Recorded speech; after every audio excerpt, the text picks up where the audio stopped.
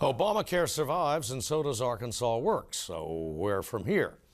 Arkansas is indeed working in numbers rarely, if ever, seen. A Senate victory elsewhere in the South. Is there a message for candidates here? And what's the message in a contest for an office once largely ceremonial? Arkansas Week, next. Local broadcast of Arkansas Week is made possible in part by the award-winning Arkansas Democrat-Gazette, Arkansas's largest major newspaper, bringing you local, national, and international news since 1819. By the Arkansas Times, keeping you informed by covering people, events, and politics in Arkansas. By FM 89, KUAR in Little Rock, with in-depth news reporting, analysis, and discussion each weekday.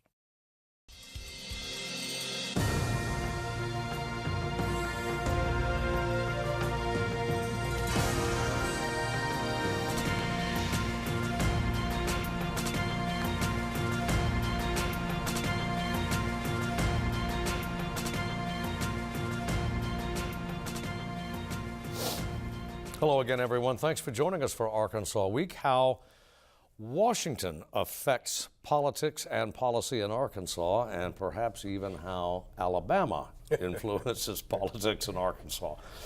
And with that, we'll get started. Jacob Kaufman joins us from KUAR Public Radio in Central Arkansas. Wesley Brown, reporter and columnist for Talk Business and Politics. And Steve Bronner, an independent journalist and syndicated columnist. And thanks to everybody for coming in. Steve, let's go to you first. They didn't even bring it up for a vote, and that's the latest attempt to repeal the Affordable Care Act, aka Obamacare, which leaves essentially in place Arkansas Works. Take it from there. Well, legislatively, it's still in place. Yeah. But of course, we don't know what President Trump's going to do. He's talked about pulling subsidies. That would completely change the way that lower-income people can afford to buy health insurance if it comes that way. There's a reduction in marketing and advertising, and outreach for participants. The more people that get out of the system for whatever reason, the closer it comes to imploding. So for now, nothing changes. Arkansas has done pretty well. The rate requests are within the realm of what people could afford. Blue Cross was like 7 or 8 or 9% requests versus some states which are astronomically high. That's in large part because the private option, aka Arkansas Works, has created this pool of younger people who are involved in the system and paying into the system. That's still government dollars doing it. And so we're in a real state of flux right now. Arkansas should be okay for now, but it all depends on what President Trump does. Yeah, and I also think he's sent messages that he's going to try to make the whole system, Obamacare, implode. HHS just came out earlier this week saying they, as Steve alluded to, they're not going to market Obamacare as Affordable Care Act as have done in the past. Also, Governor Hutchinson has been waiting on a Medicaid waiver to buy insurance on the private market since early March. He said a couple of weeks ago that he should hear something from the Trump administration any day now. Still haven't heard from him, and I think that Medicaid waiver is going to be very important to Arkansas Works going forward. If we don't get that, then Arkansas is going to continue that the system here in Arkansas is going to be more difficult going forward. A lot of yes votes for this Medicaid expansion program, Arkansas Works, have been predicated kind of on, well, we'll just continue this until the Republican Congress figures out what our next health care plan will be to minimize the type of disruptions the number of disruptions we might have.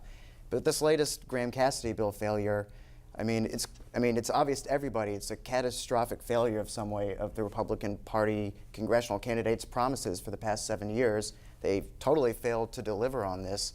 And so, I don't know if that'll shake up state politics in terms of how they have to reauthorize this Medicaid program every year or so. Yeah, and I don't see any future. Some of the Republicans now are saying, in January we're going to rebirth this Obamacare repeal and replace in another new form. Well, you've pretty much tried everything except just completely doing away with everything about Obamacare and doing something very different, and as Rand Paul had wanted to do. And until that happens, I don't think you're going to see really any groundwork. And even if you go that way, you still got to get 50 votes, and I don't see that. I don't think anyone sees that. Nobody in the Republican Party sees that.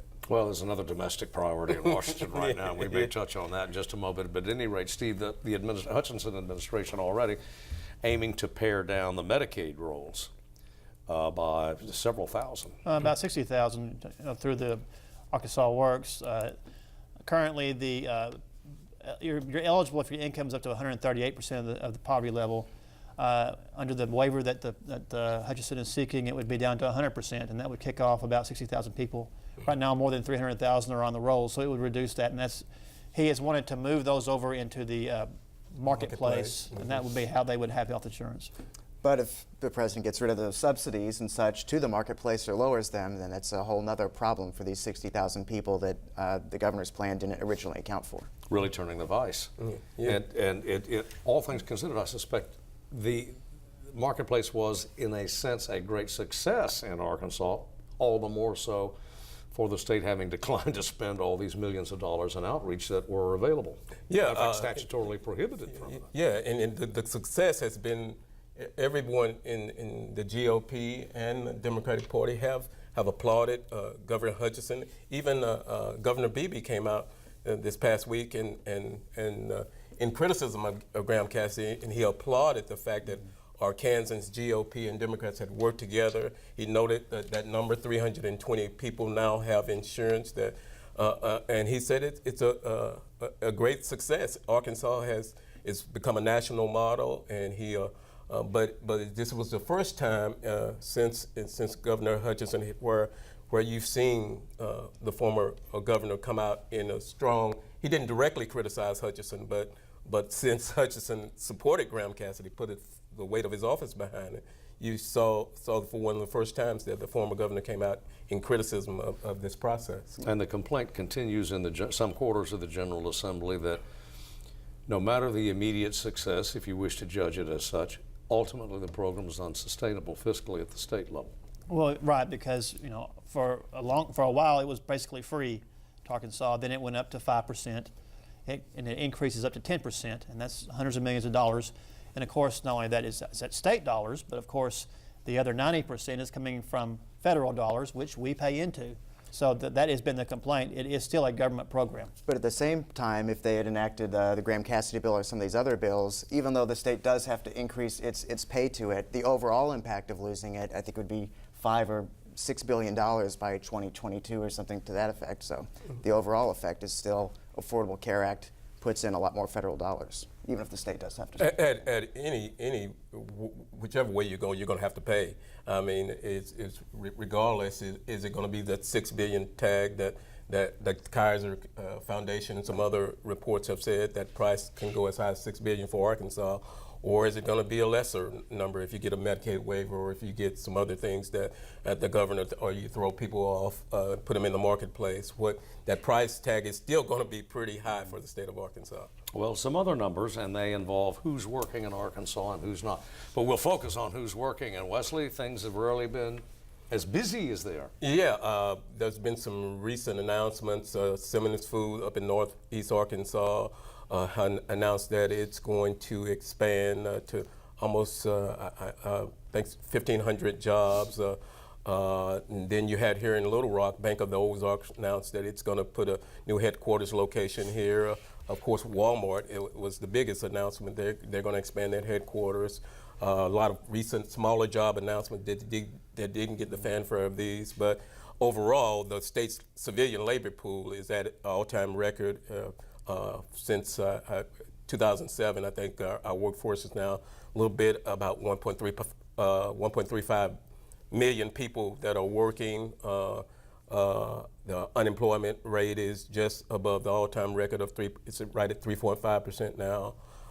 So the only kind of a real critical issues is a report came out earlier this week. Personal income is flat, hasn't risen as high. GDP is slowing somewhat, so there's still some issues out there.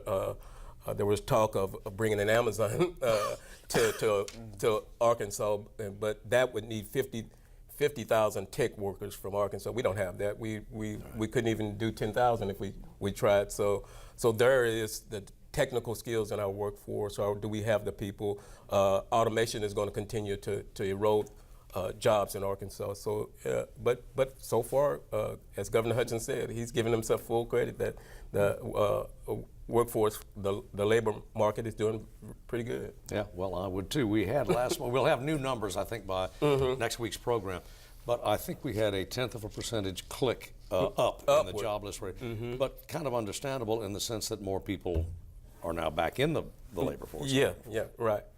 And I think we're going to continue to see that number between 3.4. It may rise up to about 3.8, but I think for a while it's going to be well below 4% for the immediate future, 2 or 3 years at least, unless some a war breaks out or something very critical happens that affects the labor pool, throws a lot of people out of work. But for now, it looks pretty good. Okay, let's go back to D.C. for a second and filter it back down to Arkansas. We have the outlines. It's only really the outline of a tax bill, which is the major preoccupation, I think, of both Congress and the executive branch right now. And there are some things in there that some people will like and some things that a great many people will not like. It's called SALT. It's an acronym, Steve. Well, the president has announced a framework for tax cuts. Not a bill yet, but a framework that would produce 3 tax brackets instead of 7 like we have now, 12, 25, and 35. It would, in the estate tax, it would increase the standard deduction from $12,000 for an individual to $24,000 for a family. It would reduce the corporate tax rate from 35% to 20% and make other changes. The president has stopped talking about tax reform so much, and now they're more and more careful, more and more comfortable talking about tax cuts, which, as we, with the goal being that it will increase economic growth. There is that $20 trillion national debt that everybody forgets about usually, and it's not going to be talked about much with this either. But the Committee for Responsible Federal Budget has said this will increase the deficit significantly and the national debt overall. Well, there are 2 biggies that will catch the consumer's eye and already have. And that's the proposal to end the deductibility of state and local taxes and also mortgage interest, which huge. Bomb went off. For the middle class, that's really been a key. When you do your federal and state income tax, you get that's a really a windfall for a lot of families to have that tax deduction. If that goes away, some people say it doesn't affect who buys homes, but once they get that home, it really helps that family, and there's gonna and it also in an overall tax scheme, it pushes that tax burden for the middle class upward a little bit, and so for some middle class families that are buying homes, that are investing, that they won't get a tax because their overall tax burden will actually rise. So that's the criticism. Then on the corporate end, the president has said repeatedly that the rich will not get a tax cut. Well, this corporate income tax affects those who are wealthy, and there are a number of other things that, although we haven't seen all the details, there are going to be some tax cuts for the rich. And several GOP lawmakers have said they intend to have some of those measures in that tax bill. So I think it's going to end up being a lot like health care. It's going to be it's to get 50 votes on this. It's going to be very difficult. Yeah, Jacob. It is interesting, Wes, I agree with that they're taking the same approach, it appears, with the Trump administration not having a detailed bill, not a plan that was crafted in cooperation with bipartisan interests, certainly, and they hope the result will be different. It's kind of unclear as to why. I don't think any Democrat would buy into this plan at this point anyway.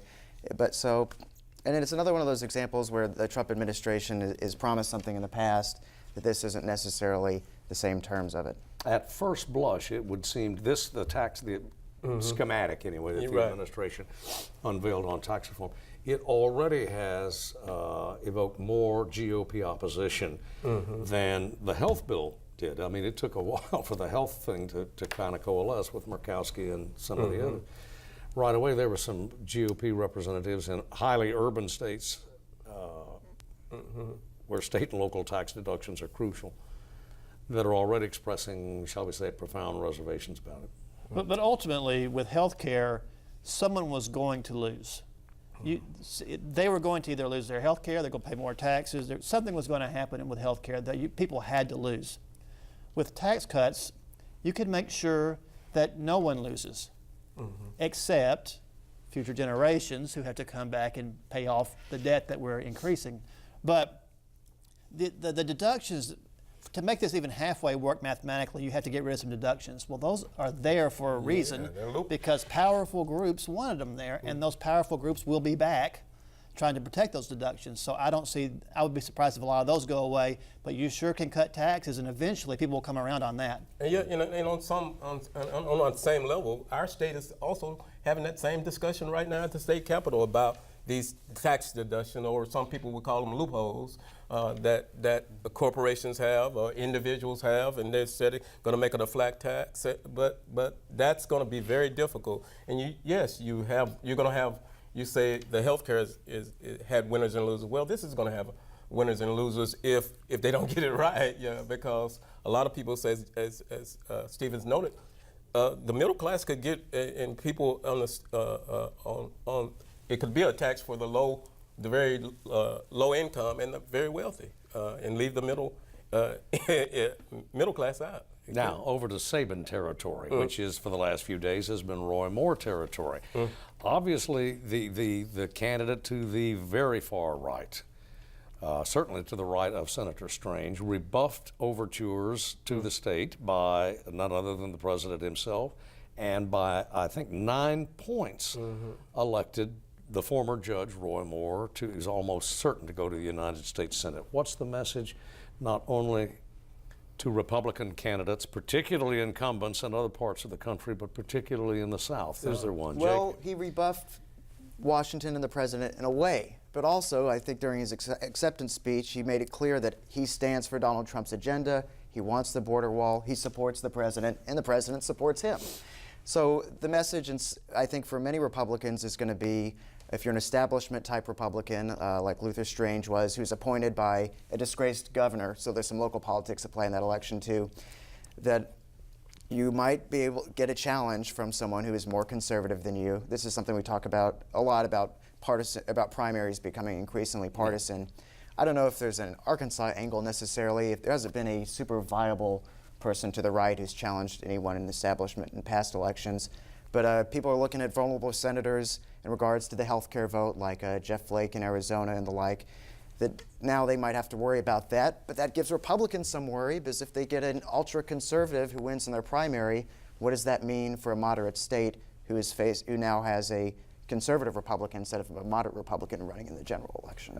But has there ever been a case where an incumbent president would endorse the party's incumbent or the candidate that's already in office over possibly a Trump candidate? I guarantee you this president has not followed the traditional rules, and that would just really blow up the Republican Party if you see him where there's a candidate that's running for office again, and he endorses the other candidate who supports Trumpism or the Trump movement. So it's. But the interesting thing is Mitch McConnell supported the incumbent, but so Roy Moore attacked Mitch McConnell the whole time. Donald Trump attacks Mitch McConnell the whole time, and they blame Mitch McConnell for not carrying out his agenda. Steve, the concern is, and it's not just on the right too, among the Republican candidate, but now on the Democrats as well. You don't want to get primaried. You don't want somebody, if you're a Democrat, you don't want somebody running to, or in a lot of places, you don't want them running to the left of you. If you're a Republican, you don't want them running to the right of you. Well, that's big.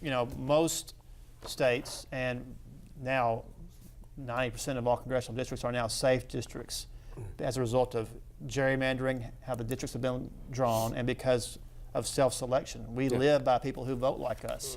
And for these reasons, very few congressional districts, including at most one in Arkansas, are competitive. Maybe the second, maybe is competitive in Arkansas. Otherwise, there's really the November election is pretty much is not a competitive affair. So the only time that you can lose is in the primary if someone goes to your left as a Democrat or to your right as a Republican, and so that forces elected officials to stay left or stay right, and that leaves very little in the center anymore. It also leaves very little room to maneuver in Congress to get anything done. Right, because if you've got someone on, if you've got the two wings so far apart, really what you want is more of a bell curve where there's a lot in the center. You have those on the left and right who add dynamism and new ideas, but ultimately it all gets balanced out in the center a little bit. But we don't have that now. We have a dumbbell, and maybe in more ways than one, where there's such this wide gulf between the two sides, and it's very hard to bridge that difference. Yeah, the question used to be, can the center hold? Well, is there a center left? No, there's remaining, not, I should say. I mean, the polls suggest that and American people are saying this, that the polls for people in Congress is way down. I mean, down in 20% approval rate, and people are saying this, but still the way like you said, the way the process works with the redistricting and everything and gerrymandering through ahead of these elections, there still are not going to be significant changes unless we blow up the election system. Okay, on to Arkansas's capital city, where, Jacob, what is shaping up is a mayoral contest, the likes of which we have never seen. We didn't really have the opportunity to see one because of the long-standing policy, comparatively recently changed, in which the mayor was popularly elected. Right. We've got a situation. Mayor Mark Stodola has been in office for a number of years now, I think over 10, maybe 12 years or something like that, and he's got two competitors of means and that are of the political class in some degree. Frank Scott Jr., a highway commissioner, a banker, and Warwick Sabin, the state representative out of Little Rock, who in some ways is like a state legislative liberal all-star kind of guy, which has some appeal to some people in Little Rock, but certainly not in others. So one of the big issues that's come up, because there might actually be a race for this office, which is ceremonial to some degree, is that you're not allowed to raise money and formally run for mayor, I think, until 5 months out or something, to not have a super drawn-out election, which some people are obviously interested in. But Mayor Stodola gets to keep the money he raised from the last election, rolls over, so he's got $70,000 odd or so in the bank. There's been a attempted, I don't know if workaround is too subversive a phrase or not, but there's been exploratory committees from Frank Scott Jr. and from Warwick Sabin that allow them to raise money in an exploratory capacity, not formally running for mayor. The city attorney, Tom Carpenter, I believe is his name, has said, you guys can't do that. State Ethics Commission says, well, state law might allow you to, but the city attorney says the municipal ordinance ought to trump that. We can litigate that, and I suspect we will. But at any rate, what's going on here? I mean, why the interest in this office? Well, I think you have bifurcated power at City Hall. I think the elements that of some really critical issues in terms of Little Rock's future have come up. The crime issue has been front and center, and then you have some infrastructure issue, highways, and then you have economic development, job issues, and I guess the big one is education. A lot of people feel that these dynamic issues haven't. This mayor, the incumbent mayor Stodola, has not addressed these issues. Just goes along, as you said, ceremonially and does his thing, but hasn't really addressed this. But it now gets a salary, so these dynamic other candidates, Frank Scott and Warwick Sabin, have come in and said, we want to make a change. And so it's going to be I think it's going to get pretty dirty. The race is going to be pretty interesting. Well, it's worth noting, has to be noted, Mr. Scott is African-American. He's black. Yes, he is. And would be a serious and possibly well-funded candidate. Yeah, and he had some bona fides even in the conservative community as a banker and on the highway commission. So dare we say an establishment figure? Yeah, exactly. And then And all of these candidates are so-called Democrats, so they may have to reach out to that conservative constituent. I would say he's barely, though, on the side of the majority of African Americans in the city in terms of the school takeover. He's been vaguely in favor of that. He is a supporter of charter schools generally, thinks maybe they should be paused for the moment. But that's a huge issue in Little Rock. Okay. Steve, you want the last word on that? Well, it's not even October yet, and so we could be talking about others. I guess the last thing I would say, this is the plum job for Democrats now in Arkansas. They can't really do much in a lot of places. And also, if you are a public official, if you're this type of person, this is your chance to do something big. Little Rock's in trouble, and you could come in and really make a big difference. We got to end it there. We're out of time. Gents, thanks to you for coming in. As always, thanks to you for watching, and we'll see you next week.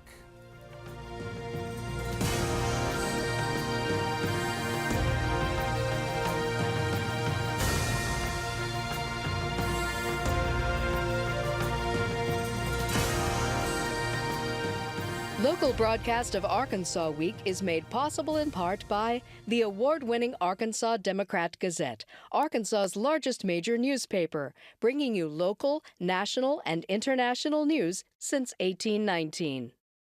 By the Arkansas Times, keeping you informed by covering people, events, and politics in Arkansas. By FM 89, KUAR in Little Rock, with in-depth news reporting, analysis, and discussion each weekday.